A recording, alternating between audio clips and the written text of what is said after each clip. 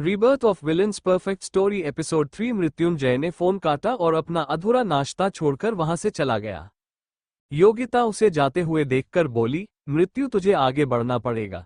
क्यों एक इंसान की वजह से अपनी जिंदगी को रोक कर बैठा है।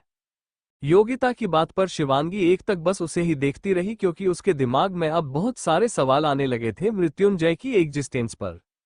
मृत्युंजय वहां से चला गया और योगिता बस उसे जाते हुए देखती रही।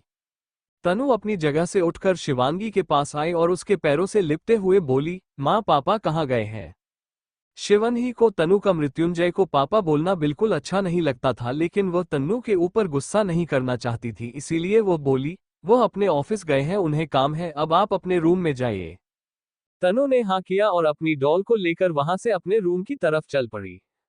योगिता ने भी मैड्स को बुलवाकर वहां से झूठी प्लेट्स हटवाया और वह खुद भी वहां से जाने लगी कि तभी शिवांगी ने उसका हाथ पकड़ रोक लिया और योगिता ने पलटकर उसका चेहरा देखा जो बिल्कुल शांत था। योगिता ने सवाल किया, क्या हुआ बेटा, मेरा हाथ पकड़ के रोक क्यों, कुछ काम है। शिवांगी ने तपाक से कहा, हाँ काम है और आप मेरे सवालों के जवाब देंगे। योगिता ने कहा, हाँ पूछो ना, क्या सवाल है। शिवांगी बोली, आपने अभी जाते हुए मृत्युंजय को कहा कि क्यों उसे एक इंसान की वजह से अपनी जिंदगी रोक कर बैठा है, किस इंसान की वजह से मृत्युंजय अपनी जिंदगी रोक ली है, क्या हुआ उसके साथ और वह इतना भड़क क्यों गया जब आपने हम दोनों की शादी की बात कही। मतलब मेरा भड़कना जायज है क्योंकि मैं बिल्कुल भी मृत्युंजय को नहीं चाहती, पर मृत्युंजय क्यों भड़का, क्योंकि वह तो खुद मुझे अपनी मर्जी से यहाँ लेकर आया था।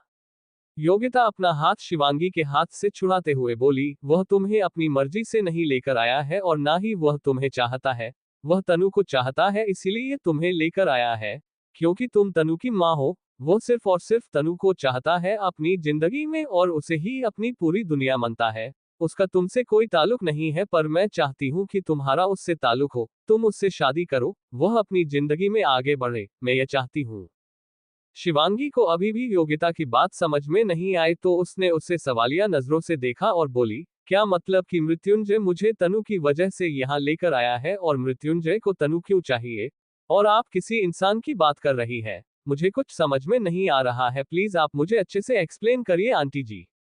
योगिता ने कुछ गहरी सांस ली और शिवानी को बोली, यहाँ नहीं, मेरे कमरे में चलो, तुम्हें मृत्युंजय की अतीत के बारे में सब कुछ बता दूंगा और सब कुछ तुम्हें पता चल जाएगा।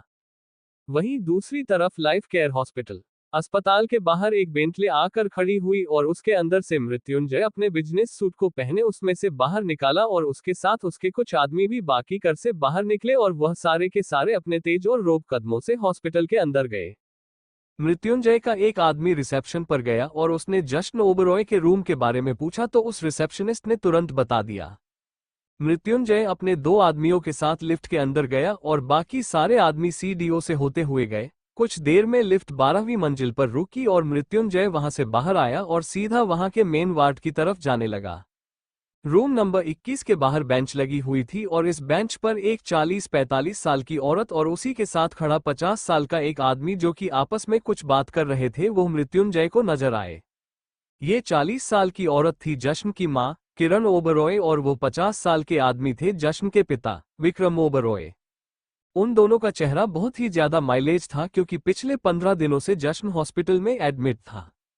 कुछ ही देर में एक औरत जो कि देखने से विवाहित लग रही थी, नर्स उसे लेकर बाहर आई और बोली, मैडम आपको हमने बोला ना कि आप उनसे नहीं मिल सकती है, उसके बावजूद आप बार बार कमरे में आए जा रहे हैं, आप प्लीज बाहर रहिए हैं या तो अपने घर जाइए, यहाँ मत आए पेशेंट के पास, उनके बॉडी में बहुत ज्यादा इन्फेक्शन है, अगर उनका इन्फेक्शन आपके ऊपर आ गया तो आप क्या करेंगे, आपकी जान जा सकती है।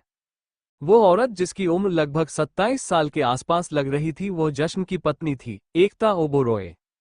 एकता अपना हाथ नर्स के हाथ से छुड़ाते हुए बोली, कैसी हैं आप, मुझे मेरे हस्बैंड से मिलने भी नहीं दे रही है, इतने दिनों से वह अस्पताल में है, कोमा में है, मैं उनसे मिलना चाहती हूँ, आपके अंदर दया भाव है भी या नहीं।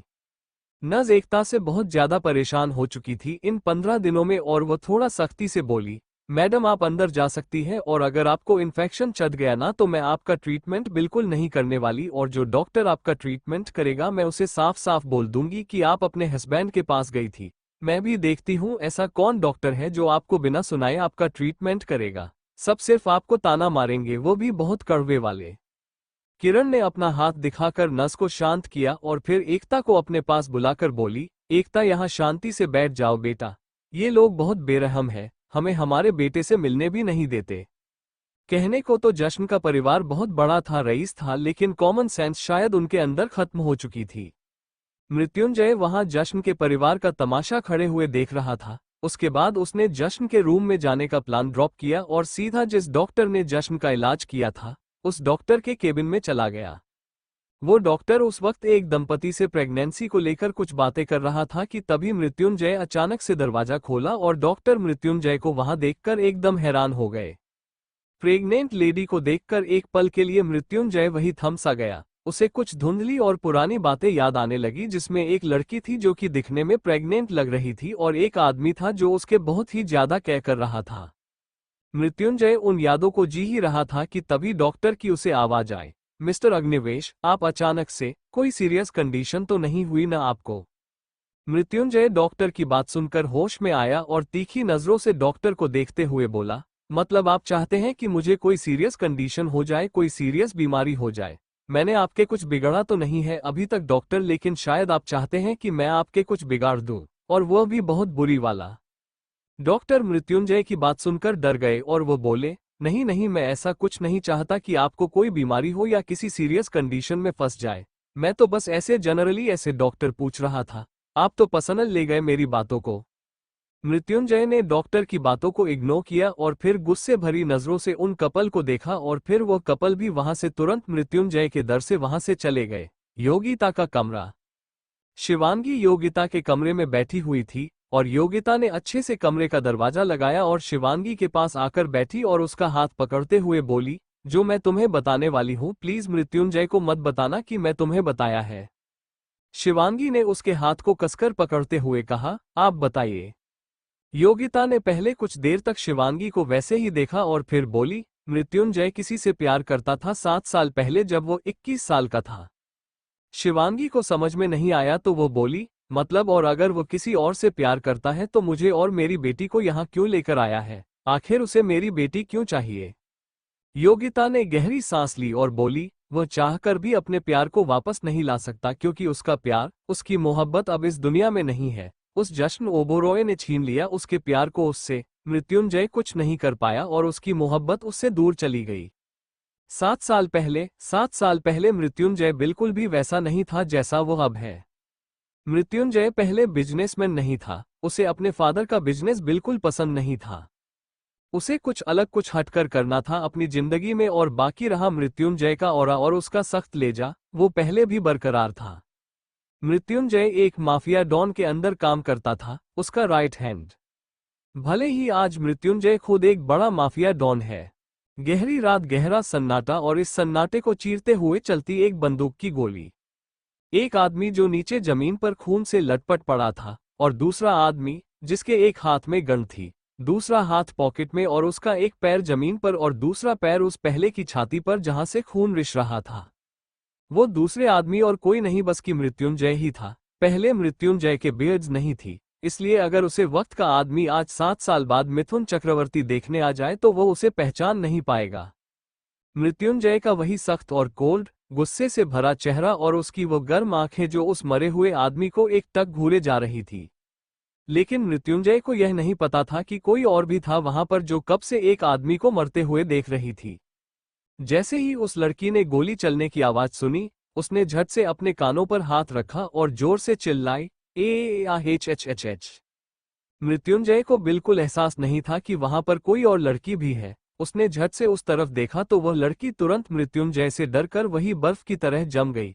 उसने वहां से हिलने ढूंढने की जरा भी कोशिश नहीं करी। मृत्युंजय अपने रोग वाले कदमों से उसे लड़की के बेहद करीब आया और स्ट्रीट लाइट में उसे लड़की का वो शांत चेहरा दिखा।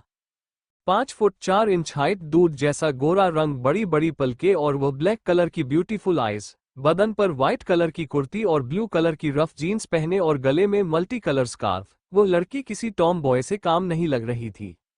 वो लड़की एक तक टिकटिकाए लगाए हुए सिर्फ मृत्युंजय की आंखों में देख रही थी और मृत्युंजय गुस्से से सिर्फ उस लड़की को घोड़ी देख रहा था। उस लड़की ने अपना हाथ हैंडशेक के लिए आगे बढ़ाया और प्यार से बोली, हेलो, आई एम आदत मिश्रा। मृत्युंजय उस लड़की को वही अकेला छोड़कर वहां से जाने लगा तो वह लड़की उसके पीछे आते हुए बोली, अरे सच में मेरा नाम आदत है। मुझे पता है किसी को भी विश्वास नहीं होता कि मेरा नाम आदत है। आदत it's a cool and unique नाम। मुझे पता है तुम्हें भी अच्छा लगा, है ना? मृत्युंजय रुका और एक नजर आदत को देखा और फिर वहां से जाने लगा। आदत फिर से मृत्युंजय के पीछे जाते हुए बोली, अरे तुम्हें क्या लगा कि मैं तुमसे डर गई? मुझे तुमसे बिल्कुल डर नहीं लगा। अरे मुझे तो तुम्हारे जैसे एक आदमी की बहुत ज्यादा जरूरत थी। प्लीज मेरा काम करोगी ना? अरे रुको तो सही, मेरा काम करोगे क्या नहीं करोगे? बताओ ना, मैं कब से गुंडा ढूंढ रही हूँ। प्लीज रुक जाना प्लीज। अरे विलन रुकना। ये लाइफ में पहली बार था जब मृत्युंजय को किसी ने विलन बुलाया था। उसके विलन बोलते हैं। मृत्युंजय रुक गया और मुड़कर आदत को देखने लगा तो आदत उसके पास आई और बोली, मुझे पता है तुम्हारा मूड बिल्कुल अच्छा नहीं है, पर मेरे पास में धमाकेदार चुटकुले हैं जो मैं तुम्हें सुनाऊंगी और तुम्हारा मूड एकदम हैप्पी एंड हैप्पी हो जाएगा। उसके बाद आदत ने अपना चुटकुला कहा। टीचर इतने दिन कहाँ थे, स्कूल क्यों नहीं आए? गोलू बर्ड फ्लू हो गया था मैम।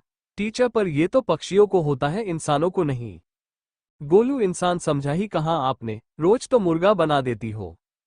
चुटकुला कहने के बाद आदत जोर जोर से वहां हंसने लगी जिससे उस अंधेरे में एक रौनक सी छा गई। लेकिन मृत्युंजय के चेहरे पर जरा भी स्माइल नहीं थी, वो तो बस घूर के आदत को देख रहा था। मृत्युंजय के चेहरे पर स्माइल न देखकर आदत के चेहरे पर जो मुस्कान थी वह एकदम से गायब हो गई और वह मुंह बनाते हुए बोली, इतना भी बद्धा जोक नहीं था, थोड़ा तो स्माइल कर देते यार। लड़की ने इतने प्यार से तुम्हें हंसाने की कोशिश करी है, लेकिन तुम लड़कों को तो कदर ही नहीं होती है। ओहा, तुम्हें कैसे पता होगी, तुम लड़के थोड़ी हो, तुम तो विलन हो विलन। मृत्युंजय को इस बार गुस्सा आया और वह उंगली दिखाते हुए बोला, ओह हेलो मिस आदत, अपना ये चुटकुला लो और दफा हो जाओ यहां से। लेकिन मृत्युंजय के गुस्सा करने पर आदत डरी नहीं और ना ही वह गई। वह तो हंसते हुए बोली, अरे वाह, क्या रोब है, क्या एटीट्यूड है तुम्हारे अंदर। मुझे तुम ही तो चाहिए थे। प्लीज मेरा काम कर दो ना, मुझे किसी का किडनैप करना है। प्लीज प्लीज प्लीज, पैसे भी पूरे दूंगी, प्लीज प्लीज मेरा काम कर दो ना प्लीज। लेकिन मृत्युंजय ने उसकी बात नहीं सुनी और वहां से वह जाने लगा। तो इस बार आदत को गुस्सा आ गया तो वह झट से मृत्युंजय के पास गई और उसका कॉलर पकड़कर अपनी तरफ किया और झट से मृत्युंजय के होठों पर अपने होंठ रखकर उसे जोर से किस करने लगी। मृत्युंजय आदत के किस पर एकदम से हैरान हो गया और वही जम गया। लेकिन मृत्युंजय के गुस्सा करने पर आदत डरी नहीं और ना ही वह गई। वह तो हंसते हुए बोली, अरे वाह, क्या रोब है, क्या एटीट्यूड है तुम्हारे अंदर। मुझे तुम ही तो चाहिए थे। प्लीज मेरा काम कर दो ना, मुझे किसी का किडनैप करना है। प्लीज प्लीज प्लीज, पैसे भी पूरे दूंगी, प्लीज प्लीज मेरा काम कर दो ना प्लीज। लेकिन मृत्युंजय ने उसकी बात नहीं सुनी और वहां से वह जाने लगा। तो इस बार आदत को गुस्सा आ गया तो वह झट से मृत्युंजय के पास गई और उसका कॉलर पकड़कर अपनी तरफ किया और झट से मृत्युंजय के होठों पर अपने होंठ रखकर उसे जोर से किस करने लगी। मृत्युंजय आदत के किस पर एकदम से हैरान हो गया और वही जम गया। कुछ देर बाद आदत ने खुद से मृत्युंजय के होठों को आजाद किया और गहरी गहरी सांस लेने लगी। वही मृत्युंजय का चेहरा अब सख्त हो चला था। आदत की सांस कंट्रोल हुई और उसने मृत्युंजय की आंखों में आंखें डालकर कहा, बोलो करोगे मेरा काम, पैसे पूरे मिलेंगे देखो।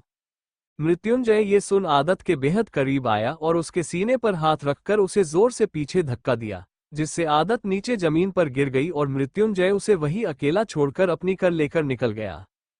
आदत वही नीचे जमीन पर घास पर पड़ी हुई थी और उसने उन घास को अपने हाथों से नोचते हुए उखड़ते हुए दूसरी तरफ गिरते हुए फ्रस्ट्रेशन में कहा, एक तो मैंने इस आदमी को मनाने के लिए इसे किस किया, मैंने अपनी वर्जिनिटी इसके लिए लॉस कर दी, जो मूवमेंट में अपने हस्बैंड के साथ शादी के बाद शेयर करना चाहती थी, वो मैंने इस विलेन के लिए किया और इसने मेरी जरा भी कदर नहीं हुई।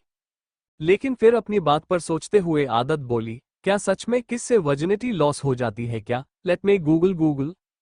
और उसके बाद आदत में गूगल पर लिखा, इफ यू किस someone will you lose virginity. Google answer दिया, नो, जिसे पढ़कर आदत ने गहरी सांस मिली।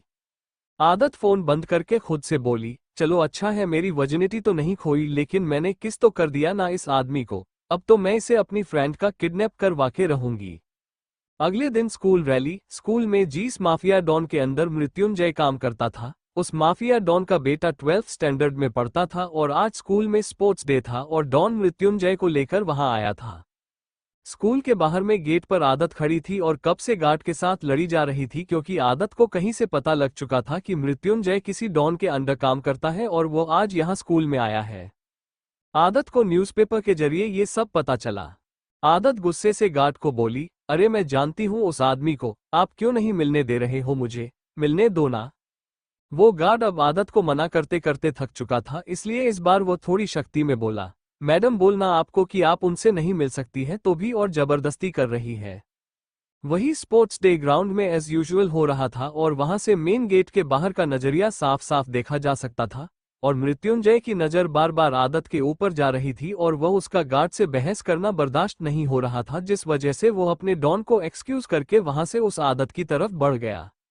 आदत ने मृत्युंजय को इस तरफ आते हुए देखा तो मुस्कुराते हुए बोली, देखा मैं अंदर जाऊं ना जाऊं मेरा विलन जरूर बाहर आएगा, अब मैं अंदर जरूर जाऊंगी, देखते रहना। मृत्युंजय बाहर आया और आदत की भहां पड़कर उस स्कूल से बाहर ले जाते हुए बोला, आर यू इडियट मिस आदत, यहाँ मेरा पीछा करते करते आ गए, कितने बार बोलूं कि मुझे तुम्हारा कोई काम नहीं करना। आदत उससे अपना हाथ छुड़ाते हुए बोली, अरे पर मैं किडनैपिंग के पैसे दे तो रही हूं और वैसे भी आती हुई लक्ष्मी को मना नहीं करते। मृत्युंजय ने आदत का हाथ छोड़ और उसे घूर के देखते हुए कहा, मेरे पास ऑलरेडी बहुत लक्ष्मी है, तुम्हारी लक्ष्मी की मुझे कोई जरूरत नहीं। आदत ने मृत्युंजय को आंख मारते हुए कहा, अरे जितनी लक्ष्मी होती है उतना अच्छा होता है, थोड़ी और ले लो प्लीज, मेरा काम कर लो ना प्लीज। कहते कहते आदत का चेहरा मासूमियत सा हो गया था। मृत्युंजय हार मानते हुए कहा, फाइन चलो। फाइनली मृत्युंजय की हाँ सुनकर आदत के चेहरे पर मुस्कान आ गई और उसने तुरंत मृत्युंजय के गाल पर किस करते हुए कहा, थैंक यू विलन साहब थैंक यू, और आकर सीधा मृत्युंजय की जीप में बैठ गई। मृत्युंजय ने अपना सर हिलाया और फिर वह भी ड्राइविंग सीट पर आकर बैठ गया और जीप को आगे बढ़ा दिया। कुछ देर में बहुत सारे 1-2 BHK घर के बाहर थे। आदत जीप से उतरी और मृत्युंजय को बोली, तुम यही रुकना, मैं आती हो। मृत्युंजय उसे जाते हुए देखकर मन में बड़बड़ा आया, जब ये खुद से किडनैप कर सकती है तो मुझे क्यों बुलाया। मृत्युंजय की नज़र उस घर पर ही थी और कुछ ही देर में आदत एक 25 साल की लड़की को लेकर वहां से आए और धीमे कदमों से आकर तुरंत मृत्युंजय की कार में बैठ गई। मृत्युंजय ने कार आगे बढ़ा दी और आदत से गुस्से में बोला, जब तुम खुद से इसका किडनैप कर सकते थे तो तुमने मुझे क्यों बुलाया। आदत इस पर मुंह बनाते हुए बोली, अरे मैं किडनैप तो कर सकती थी लेकिन मेरे पास गाड़ी नहीं है इसे मंदिर तक ले जाने के लिए, और रास्ते में कोई पकड़ लेता तो। वह तो शुक्र है अभी इसके घर पर पेरेंट्स नहीं है, इसलिए जल्दी से चलो शिव मंदिर। और पॉज, नहीं नहीं, शिव मंदिर जाने से पहले मार्केट चलो क्योंकि मुझे इसके लिए लहंगे खरीदने और खुद के लिए भी प्यारी सी ड्रेस लेनी है, और तुम भी ले लेना, ये क्या अजीब से कपड़े पहन रखे हैं काले काले, तुम भी ले लेना ठीक है। मृत्युंजय बिना उसे देख कहा, मैं अपने कपड़ों में बहुत सही हूँ। आदत ने इस पर कोई जवाब नहीं दिया और कुछ ही देर में मिथुन जानेकर को एक सुपरमार्केट के आगे रोक दिया। आदत तुरंत उस लड़की को लेकर मार्केट में गई और उसके लिए लहंगा और खुद के लिए रेड कलर की साड़ी लेकर आई वो दोनों चेंज करके आए सीधा शिव मंदिर।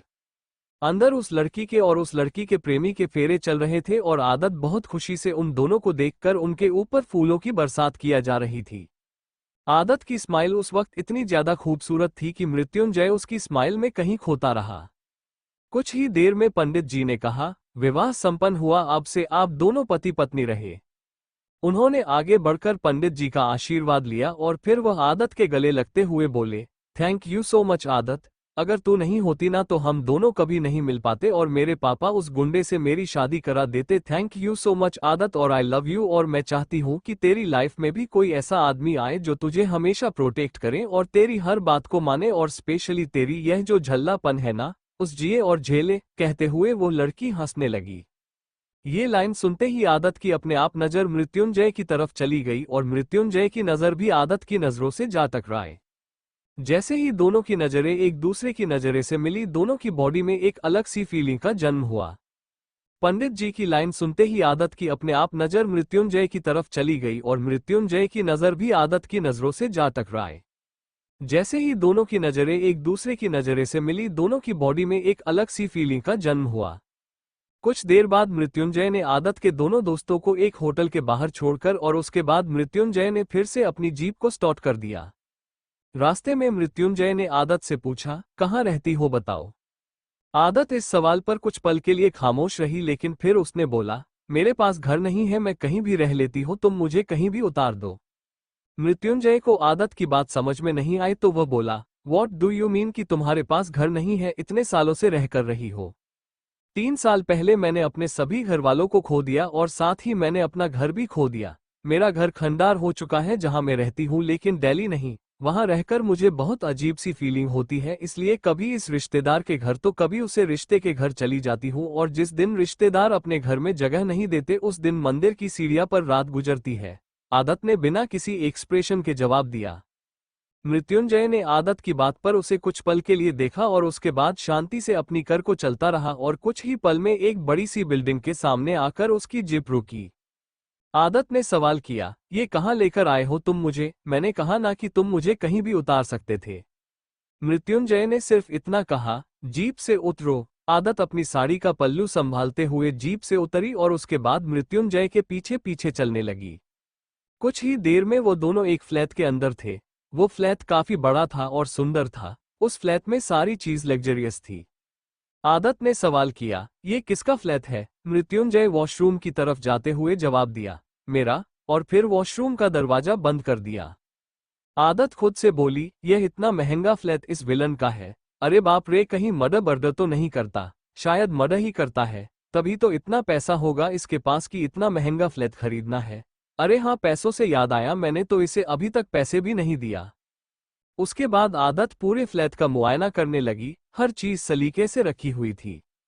तभी वॉशरूम से शावर लेकर मृत्युंजय वहां आया और आदत को उसके पूरे फ्लैट में घूमते हुए देखकर पूछा, ये तुम क्या कर रही हो? आदत ने पलटकर जवाब दिया, तुम्हारा फ्लैट देख रही हूं, बहुत ज्यादा खूबसूरत है। लेकिन फिर मुंह बनाते हुए बोली, लेकिन तुम जरा भी खूबसूरत नहीं हो। मतलब इतना अच्छा गुड लुकिंग फेस दिया है भगवान ने, लेकिन उस फेस की कदर ही नहीं है और न ही उस पर हल्की सी भी स्माइल नहीं है। मृत्युंजय ने कहा, तुम्हें मेरी स्माइल से क्या करना है? आदत उसके पास आते हुए बोली, मुझे तुम्हारी स्माइल से करना कुछ नहीं है, लेकिन थोड़ा तो मुस्कुराओ। मृत्युंजय उसकी बात सुनकर एक स्माइल उसे पास करें जिससे देखकर आदत वहीं रुक गई और मुंह बनाते हुए बोली, इसे स्माइल नहीं कहते हैं, इसे डेविल स्माइल कहते हैं। कितनी कड़वी स्माइल है तुम्हारी, रहने दो, तुम एक्सप्रेशन लेस ही ठीक हो तुम। इसके बाद आदत दूसरी तरफ जाने लगी, लेकिन उसका पैर कारपेट में उलझ गया और वो पीठ की तरफ गिरने को हुई, लेकिन तभी मृत्युंजय ने अपने मजबूत बाहों में उसे थाम लिया। इस वक्त मृत्युंजय और आदत का चेहरा एक दूसरे के चेहरे के बेहद करीब था। कहा जा सकता है कि अगर जरा सा भी दोनों एक दूसरे के और करीब आए तो दोनों के होठ एक दूसरे के होठों को छू जाएंगे। मृत्युंजय के करीबी और उसकी गर्म सांसें आदत अपने चेहरे पर महसूस कर पा रही थी, जिससे उसकी आंखें खुद पर खुद बंद हो गई और मृत्युंजय उसके होठों के करीब बढ़ गया। कुछ मिनट के उस किस के बाद मृत्युंजय ने आदत के चेहरे को छोड़ा और बोला, दूसरी तरफ गेस्ट रूम में जाकर वहां पर सो जाओ। आदत में कुछ नहीं कहा और वो शांति से गेस्ट रूम की तरफ चली गई। दिन बीतते गए और मृत्युंजय और आदत की मुलाकात बढ़ती हुई, और इसी मुलाकात में कब आदत को मृत्युंजय जैसे और मृत्युंजय को आदत से प्यार हो गया, उन दोनों को खुद खबर ना पड़ी। दोनों के बीच में नजदीकियों में बढ़ती गई और दोनों के जिस्म भी एक होते गए। अब आदत ने मृत्युंजय के साथ रहना शुरू कर दिया था। एक सुबह नाश्ता करते वक्त आदत ने मृत्युंजय से बड़ी हिम्मत करके कहा, विलन एक बात बोलूं तुमसे? मृत्युंजय शांति से नाश्ता करते हुए जवाब दिया, हम बोलो। आदत बोली, तुम ये गुंडागर्दी छोड़ दो ना, तुम नौकरी कर लो या फिर अपने फादर का बिजनेस आगे बढ़ा लो, पर प्लीज यह मारधाड़ को छोड़ दो। मृत्युंजय के हाथ खाते हुए रुक गए और उसने आदत की तरफ एक तक नजरों से देखा। आदत ने अपना हाथ मृत्युंजय के हाथ पर रखा और बड़े प्यार से बोली, देखो विलन, इन मारधाड़ में गुंडागर्दी में कुछ नहीं रखा है। इससे सिर्फ तुम मुझसे दूर हो जाओगे और कुछ नहीं होगा। प्लीज ये सब छोड़ दो, अगर तुम कम भी कमाओगे तो मुझे कोई फर्क नहीं पड़ेगा। मुझे सिर्फ तुम सही सलामत चाहिए। प्लीज ये सब छोड़ दो, अगर इन सब में तुम्हें कुछ हो गया तो मैं कैसे जीऊंगी? मृत्युंजय ने आदत के हाथ से अपना हाथ छुड़ाया और उसके गाल को थमते हुए बोला, I'll try but can't promise। आदत के चेहरे पर ये लाइन सुनकर एक मुस्कान आ गई और वह बोली, तुम्हें पता है मैंने कुछ दिनों से ना न्यूज़पेपर में ना एडवर्टाइजमेंट देख रही थी जॉब के, तो तुम प्लीज यहाँ जाकर इंटरव्यू दियाओ ना, और अगर तुम्हें नौकरी नहीं करनी तो तुम अपने फादर से बोलोगे, तुम्हें बिजनेस को आगे बढ़ाना है। मृत्युंजय का चेहरा अपने फादर का सुनकर थोड़ा सा मुरझा गया और वो बोले, नहीं, मैं अभी बिजनेस नहीं करना चाहता। लेकिन अगर तुम चाहती हो कि मैं क्राइम को छोड़कर एक सही रास्ता पकड़ूं, तो मैं नौकरी के लिए जरूर जाऊंगा। अपनी बात कहने के बाद मृत्युंजय आदत के चेहरे पर झुका और उसे किस कर दिया। उसके बाद मृत्युंजय वहां से चला गया और आदत अपने पेट पर हाथ रखते हुए बोली, एक बार तुम्हें नौकरी मिल जाए तो तुम्हें ये गुड न्यूज दूंगी, दैट वी आर प्रेग्नेंट। अंडरस्को स्टॉप। एक तेज तर्रार गुस्से से भरी आवाज कमरे में गूंजी। कमरे में शिवांगी और योगिता बैठे हुए थे कि तभी आवाज को सुनकर दोनों ने गेट की तरफ देखा जहां पर गुस्से से मृत्युंजय खड़ा था।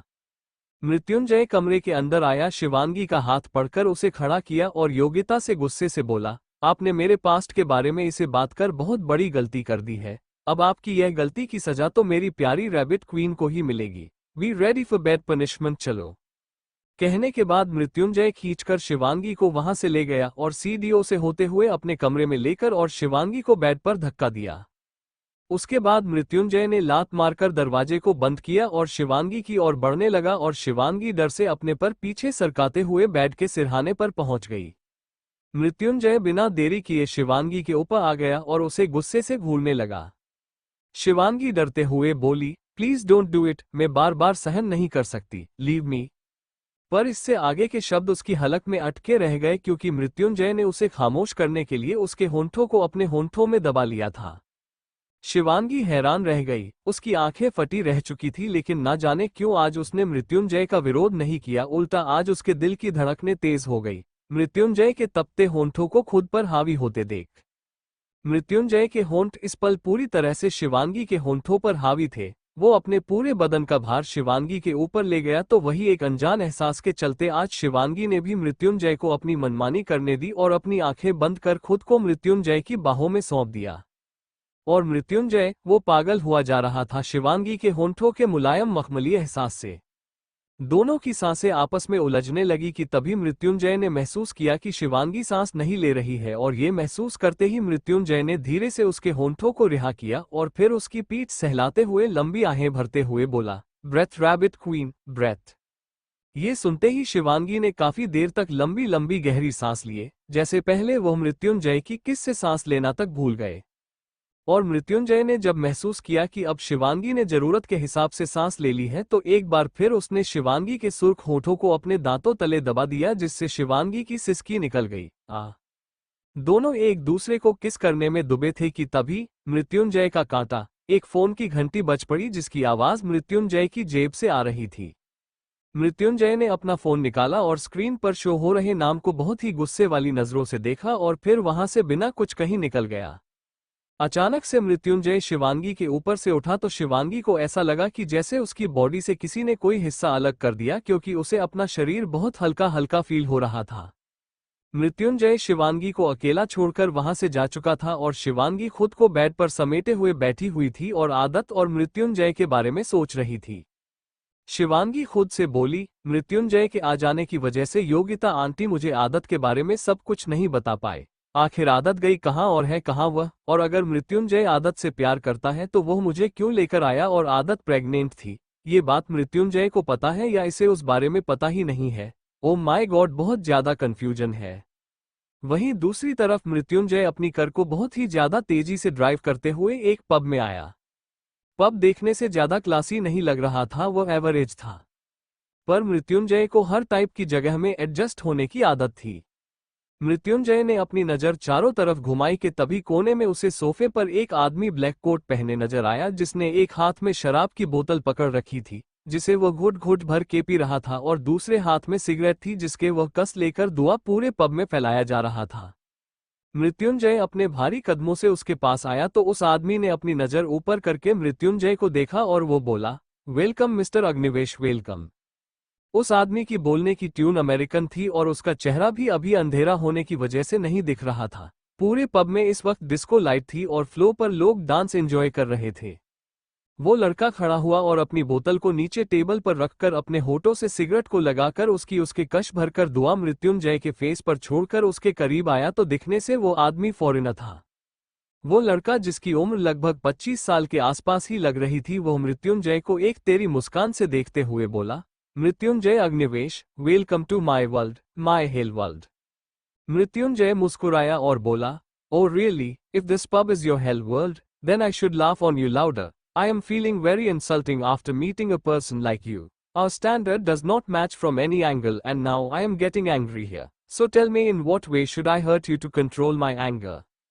वो लड़का जिसका नाम अलेक्जेंडर था वो मृत्युंजय की बात सुनकर गुस्से में आ गया और उसने मृत्युंजय की शर्ट का कॉलर पकड़कर कहा, How dare you to talk me like this? Mrityunjay मुस्कुराया और बोला, And I am thinking how dare am I कि मैं तुम जैसे सड़े इंसान से मिले यहाँ तक आ गया। अलेक्जेंडर को मृत्युंजय की बात समझ में नहीं आई लेकिन अलेक्जेंडर के पास सिर्फ ट्रांसलेटर था जिसने मृत्युंजय की बात उसे ट्रांसलेट करके बताई तो अलेक्जेंडर और भी ज्यादा गुस्से में आ गया। मृत्युंजय ने बड़ी आसानी से अलेक्जेंडर के हाथों से अपनी कॉलेज छोड़ भाई और अलेक्जेंडर के कॉलर को बड़े ही प्यार से सहलाते हुए बोला, मेरी बात मान जाओ और मेरे साथ ये डील साइन कर लो, अदरवाइज तुम्हारा भी वही हाल होगा जो मेरे बाकी ओपोनेंट्स का हुआ है, अंडरस्टैंड। ट्रांसलेटर में मृत्युंजय की बात सिकंदर को समझाई और अलेक्जेंडर बोला, कम टू माई रूम। कुछ देर बाद रूम मृत्युंजय सामने वाले सोफे पर फैल के बड़े आराम से बैठा था तो वही सामने के छोटे वाले सोफे पर अलेक्जेंडर बैठा हुआ था और गुस्से से मृत्युंजय को घूर रहा था। उन्हें यहाँ रूम में बैठे हुए आधे घंटे से ज्यादा हो गया था। इसी बीच कुछ ऐसा हुआ जिससे अलेक्जेंडर के चेहरे पर डर तो आ ही गया लेकिन उसके दिल में मृत्युंजय के लिए नफरत भी भर गई। अलेक्जेंडर के सामने ही मृत्युंजय ने उसके 2 आदमियों को गोली मार दी थी। मृत्युंजय ने अलेक्जेंडर को तीखी नजरों से देखा और बोला, sign the papers otherwise. Mrityunjay वहीं रुक गया और एक डेविल स्माइल अलेक्जेंडर को पास किया। मृत्युंजय अपनी आधी अधूरी बात छोड़कर अपनी गन को अपने रुमाल से साफ करने लगा और बार बार उसे किसी न किसी एंगल से अलेक्जेंडर की तरफ पॉइंट कर दे रहा था जिससे अलेक्जेंडर काफी घबरा जा रहा था। अलेक्जेंडर ने अपनी जान को बचाने के लिए मृत्युंजय के लाए हुए पेपर्स पर साइन कर दिया और फिर वहां से जाते हुए बोला, It cost you very hard and I will definitely return to take revenge. And just like you forced me and cheated me and transferred all my properties to your name, in the same way one day I will take all yours to my name. Mrityunjay को Alexander की बातों से कुछ भी फर्क नहीं पड़ा। Actually हुआ ये था कि मृत्युंजय की नज़र काफी समय से अलेक्जेंडर की कंपनी और प्रॉपर्टीज पर थे और वो उस पर काफी ज्यादा इंटरेस्ट ले रहा था और किसी भी हालत में मृत्युंजय को अलेक्जेंडर का सब कुछ अपने नाम करना था। मृत्युंजय अच्छे से जानता था कि वह सामने से उसे मांगेगा तो है नहीं, उसे अपने तरीके से अलेक्जेंडर का सब कुछ अपने नाम करना होगा और अलेक्जेंडर भी बहुत पावरफुल था। इतनी आसानी से वह अपना सब कुछ मृत्युंजय के नाम नहीं होने देता लेकिन एक गलती कर बैठा अलेक्जेंडर। वह अपनी कमजोरी नशे की हालत में मृत्युंजय को बता बैठा और अलेक्जेंडर की कमजोरी थी उसका नशा, उसका ड्रग्स लेना। मृत्युंजय ने अपने आदमी अलेक्जेंडर के पीछे लगवा दिए और जहां कहीं से भी अलेक्जेंडर को ड्रग्स प्रोवाइड होते थे उन सभी सिस्टम को मृत्युंजय अपने अंडर कर लिया ताकि अलेक्जेंडर को मजबूरी में मृत्युंजय के आगे हाथ फैलाने पड़े ड्रग्स के लिए और मृत्युंजय ने ड्रग्स के बदले अलेक्जेंडर की प्रॉपर्टीज उसका सब कुछ अपने नाम कर लिया। ऐसा काम कोई विलन ही कर सकता, हीरो नहीं, एक्सप्रेशनलेस। रात का वक्त मृत्युंजय नशे में था लेकिन ज्यादा ड्रिंक उसने नहीं करी थी और वैसे भी मृत्युंजय को शराब पीने की कोई आदत नहीं थी, इसीलिए थोड़ी सी शराब पीने से ही मृत्युंजय को गहरे वाला नशा चढ़ जाता था।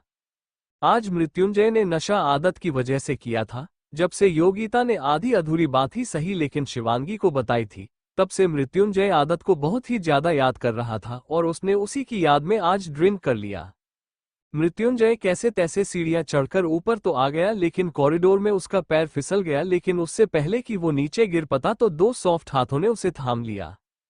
मृत्युंजय को सहारा देने वाली और कोई नहीं बल्कि शिवांगी थी जो कब से उसी के आने का वेट कर रही थी क्योंकि शिवांगी को आदत के बारे में जानना था।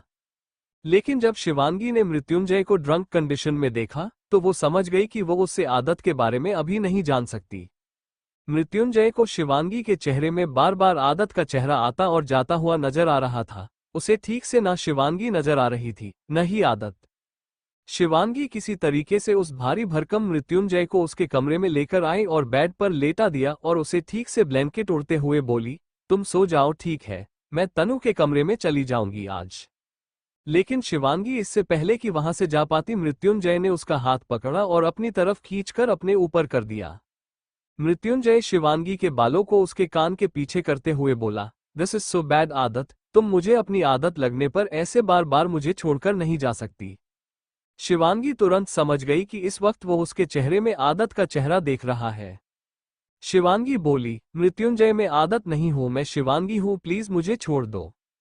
लेकिन मृत्युंजय शिवांगी को और कस के पकड़ा और उसे अपने नीचे करके बोले, नहीं, आज तुम्हें मैं अपने आप से दूर नहीं करूंगा। आज सिर्फ और सिर्फ मृत्युंजय और आदत, आज सिर्फ आदत का विलन। आज आदत का विलन अपनी आदत को बहुत प्यार करेगा, बहुत ज्यादा।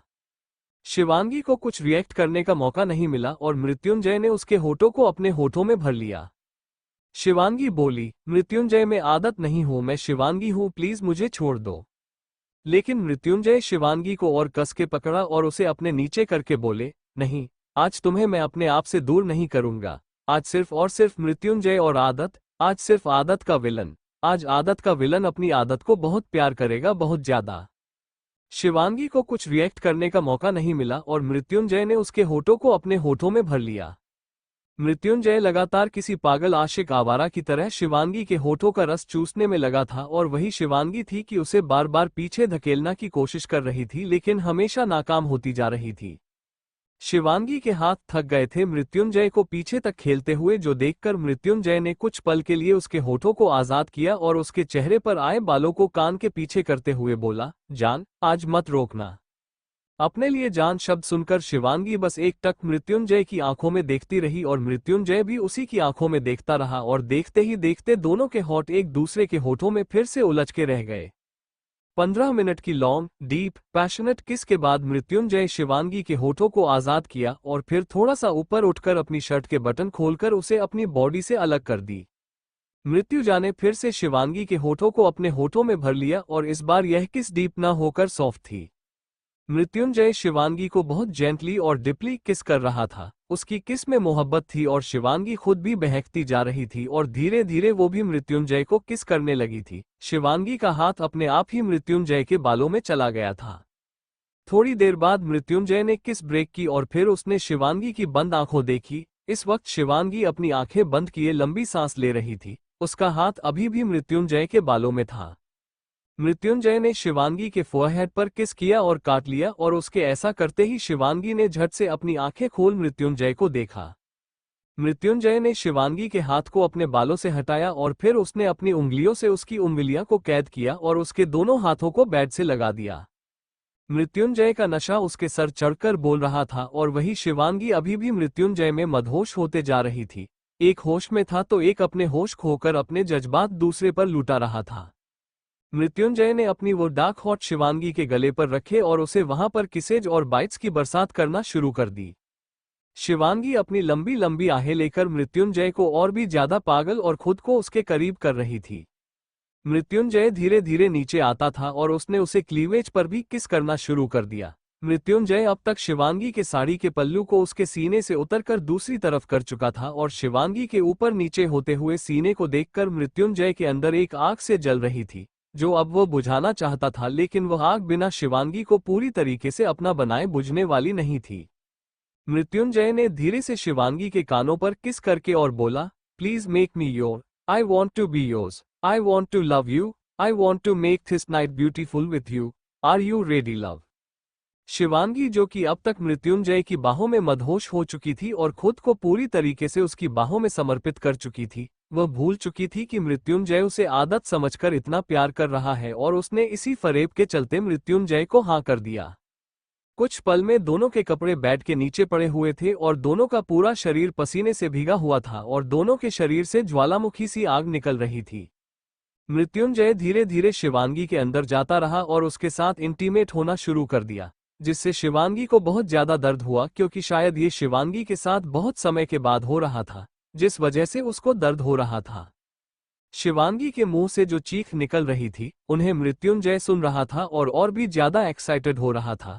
लेकिन जब शिवांगी की चीखें कुछ हद से ज्यादा ही बढ़ गई तो मृत्युंजय ने अपने आप को कंट्रोल किया और उसे बाहर निकलकर शिवांगी के गालों को अपने हाथों में भरते हुए बोला, I am sorry, I am really sorry, मुझे नहीं पता था कि तुम्हें इतना ज्यादा दर्द होगा, मुझे माफ कर दो आदत। और कहते हैं अभी मृत्युंजय ने अपने होठ शिवांगी के होठों पर रख दिए। मृत्युंजय अपने होठ शिवांगी के होठों पर उसे शांत करने के लिए कर रखे थे, पर उसे क्या पता था कि शिवांगी आदत नाम सुनकर एकदम से हैरान हो जाएगी और उसका शरीर बिल्कुल ठंडा पड़ जाएगा। शिवांगी ने फिर से मृत्युंजय को खुद से दूर करने की कोशिश करी, लेकिन पहले से ही मृत्युंजय का पूरा भार शिवांगी के ऊपर था। ऊपर से इंटीमेसी होने के बाद शिवांगी के बॉडी में बहुत ज्यादा पेन था, जिस वजह से उसकी बची कुची एनर्जी भी खत्म हो चुकी थी। शिवांगी ने अपना चेहरा दूसरी तरफ किया और उसकी आंखों से आंसू आने लगे। उसे खुद से नफरत सी होने लगी थी कि आखिर वो ऐसी सिचुएशन में मृत्युंजय का फायदा कैसे उठा सकती है। वही शिवांगी इस बात से बेखबर थी कि नशे में होने की वजह से मृत्युंजय उसके सीने पर अपना सर रखकर सो चुका था। न जाने कौन से पहर अपने आप से नफरत करते करते शिवांगी को नींद आ गई। सुबह का वक्त, सुबह जब मृत्युंजय को होश आया तो उसने जब खुद को और शिवानी को एक दूसरे के इतने करीब और बिना कपड़ों के देखा तो वह हैरान हो गया। जैसे उसने उठने की कोशिश करी, उसके सर में बहुत ज्यादा तेज दर्द हुआ, जो कि पिछली रात नशा करने की वजह से हो रहा था। शिवांगी अभी तक बिना कपड़ों के वैसे ही सो रही थी। मृत्युंजय गौर से शिवांगी की पूरी बॉडी को देखा, जहां पर उसके दिए गए लव बाइट्स के निशान थे। तभी मृत्युंजय की अचानक से नजर शिवानी के इंटीमेट एरिया पर गई, जो कि इंटीमेट होने की वजह से हल्का सा सो चुका था और थोड़ा सा खून बाहर भी निकल चुका था, जो कि बेडशीट को खराब कर चुका था। मृत्युंजय अपने हाथों से अपने बाल पीछे करे और खुद से परेशानी भरे लफ्जों में बोला, मैंने क्या कर दिया? मैंने इसकी जिंदगी बर्बाद कर दी। मैं इसके साथ कैसे, समझ में भी नहीं आ रहा है कैसे हुआ ये सब। उस अलेक्जेंडर की वजह से मुझे भी ड्रिंक करना पड़ा और मुझे नशा हो गया। उस अलेक्जेंडर को तो मैं छोड़ूंगा नहीं। अगर शिवांगी को जरा भी दर्द हुआ या उसे तकलीफ हुई तो मैं अलेक्जेंडर को जन से मार डालूंगा। तभी मृत्युंजय ने देखा कि धीरे धीरे शिवांगी को भी होश आ रहा है। शिवांगी ने धीरे से अपनी आंखें खोली और अपने सामने मृत्युंजय का चेहरा दिखा और उसे पिछली रात की सारी बातें याद आने लगी है। उसकी आंखों में फिर से आंसू आ गए। यहाँ शिवांगी को ऐसा लग रहा था कि मृत्युंजय उसके करीब उसकी गलती की वजह से गया है, क्योंकि उसे मृत्युंजय को तुरंत छोड़कर तनु के कमरे में चले जाना चाहिए था। तो वही मृत्युंजय को ऐसा लग रहा था कि उसका नशा करना शिवांगी के साथ इंटीमेट होने का कारण है। वैसे गलती किसकी है आप बताओ रीडर्स, या गलती है ही नहीं? मृत्युंजय शिवांगी के चेहरे के आंसुओं को पहुंचा और उसके चेहरे को अपने चेहरे के सामने करते हुए बोला, मुझे माफ कर दो रैबिट क्वीन। मुझे बिना तुम्हारी परमिशन के ऐसे तुम्हारे करीब नहीं आना चाहिए था, और वैसे भी अब तो मेरी सारी सच्चाई तुम्हारे सामने है। उसके बावजूद मैं तुम्हारे इस तरीके से करीब गया, उसके लिए आई एम रियली सॉरी। फिर खुद पर सार्कास्टिक हंसते हुए बोला, आई थिंक ये पहली बार होगा कि यह विलन मिस्टर अग्निवेश पहली बार किसी से सॉरी बोल रहा है। बट गलती की है तो सॉरी तो जरूर बोलूंगा, सो सॉरी। उसके बाद मृत्युंजय अपने भारी सर को पकड़कर शिवांगी के ऊपर से उठा और ठीक से शिवांगी को ब्लैंकेट उड़ते हुए बोला, अभी तुम्हें रेस्ट की जरूरत है तो तुम सो जाओ, मैं तनु को समझा दूंगा, तुम टेंशन मत लेना। अपनी बात कहने के बाद मृत्युंजय तुरंत वॉशरूम गया और शावर के नीचे खड़ा होकर उसे ऑन कर दिया, और जैसे जैसे शावर की ठंडे पानी की बूंदें मृत्युंजय के ऊपर गिर रही थी, उसे बहुत ही ज्यादा अच्छा फील हो रहा था। वहीं दूसरी तरफ रशिया में एक आदमी जो कि अपने ऑफिस की केबिन में बैठा सिगार पिया जा रहा था और उसके कशों को हवा में उड़ाया जा रहा था। वह आदमी जिसकी हाइट 5 फुट 9 इंच की ब्राउन कलर शॉप बड मस्कुलर बॉडी, नाक के बीचों बीच तिल और खूबसूरत सा चेहरा, बस वह नाक का दिल जो था वो उसकी खूबसूरती को कम कर देता था।